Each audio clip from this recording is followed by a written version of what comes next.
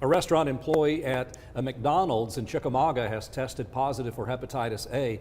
This is the second case we've seen in our area in about a week. Channel 3's Joy Duke spoke with health experts, and she joins us live now in the studio with what you need to know if you ate at that restaurant. Joy?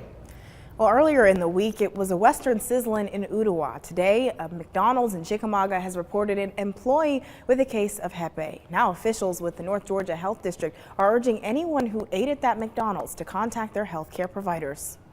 A McDonald's worker in Chickamauga is now added to the list of food workers who have tested positive for hepatitis A. So when you see in a restaurant a sign that says all employees need to wash their hands, this is the reason. Health officials say despite it being rare that an infected food worker gets a customer sick, this may pose some risk to the public. I know we've gotten some phone calls about the hepatitis A vaccine. It's a disease with pretty common symptoms, according to CHI Memorial nurse practitioner Kathy Dodd. Nausea, vomiting, fever, kind of vague abdominal pain, which could be a number of diagnoses. But that's if you see any symptoms at all. 2 weeks before that sort of thing really shows up, you're contagious, so you could be spreading it. Dodd says that was likely the case at this McDonald's location on Lafayette Road.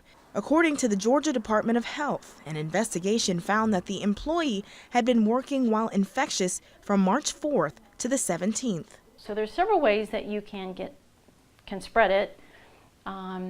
Food that hasn't been cooked, like raw shellfish, fruits and vegetables that haven't been washed well. Dodd told Channel 3 people can get the disease orally, but most times it's a result of failing to wash hands after a trip to the bathroom. To avoid getting it from someone else, she says using caution when deciding on a place to eat out is a good practice. Well, I'm sure everybody's thinking I'm not going to go out to a restaurant, but if you decide and choose your food well, food that's been cooked, make sure that you're going to a restaurant that has a good rating, where you know that they're washing their hands and they're wearing gloves.